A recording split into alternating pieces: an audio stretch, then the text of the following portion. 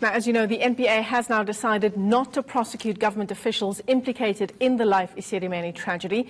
The families of the 144 victims who died in that tragedy say they want closure. And of course, they had hoped the latest legal action by the NPA would unravel the truth and finally bring some justice. Now, a family committee representative, Nomvula Nonjabe, joins us now in studio. Thanks very much for coming into studio, Nomvula.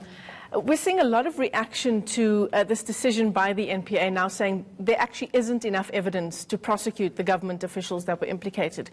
There seems to be some sort of acceptance by some of the victims' families, but what was the initial reaction? So I think the initial reaction was disappointed because we were hoping they would gather some evidence while they were doing the investigations on their own so that they can proceed to prosecute. So, but what it means now, it's that it's going to take another time, you know, for them to gather the evidence through the inquest. And then, but I think we have come to accept the fact that at least they're not just, it's not a case closed scenario. So they are doing something to gather the evidence that they couldn't gather when they were doing their initial investigation, so that they can later on prosecute and convict the people that were liable for this whole tragedy. I mean, it's bizarre in some ways that there isn't enough evidence, just given the extent of the testimony that we heard at the inquest that was chaired by the then Deputy Chief Justice. I mean, months and months of harrowing testimony. Surely there was evidence there. There was evidence there, but remember there was also, throughout this whole thing of just pushing people through the NGOs where their capacity was not enough, and also some of the people were in charge of the NGOs, they were not necessarily well capable to cater for mentally ill patients. So as a result, where most people died, their death reports were deemed natural deaths, but we know for sure they're not. So they want that kind of evidence, you know, in black and white. So there was some investigation that the police were doing to dig deeper into the death certificates to see and actually look at the postmortems as well, to establish the real cause of death. So I think it's those kind of things that they were looking for, and I think they couldn't really find in the investigation. So yes, they said they'll still call people to come and witness, which is a good thing, because they'll then hear the story themselves, and I guess they can jot it down themselves instead of just taking it from the testimony that took place with Justice Mseneke. So I think it gives that we have comfort in that, knowing that there is still a pursuit for justice. Yes. Yeah. And that's something that Section 27 that represents, I believe, all of the victims' families, that's something that they've also said that they are heartened by the fact that the NPA is still pursuing justice for the families. Yeah. So where are we at now, just in terms of the compensation process? Where is that whole process that was decided by that inquest that was chaired by the then Deputy Chief Justice? Have families received that money? Is that process still ongoing? So it's still ongoing.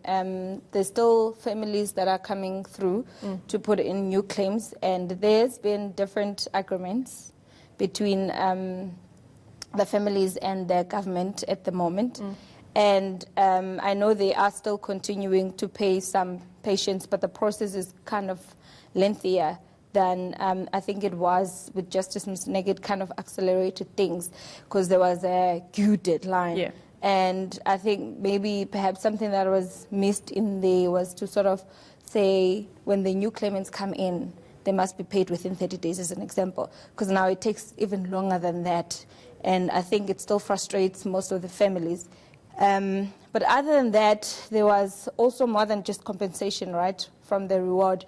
There was also like, we had agreed that they must, the government must give us, you know, some sort of, what do you call this? It's not a statue. Just a memorial site, a memorial, perhaps. yes. Yeah. Yes, something memorable that people, even the youth, can still come and be able to remember this. So, but more importantly, I suppose, that it doesn't happen again. That we Yes. have this reminder of Yes. this horrific thing that happened in a democratic South Africa. Yes, yes. But I think there's still more to be done.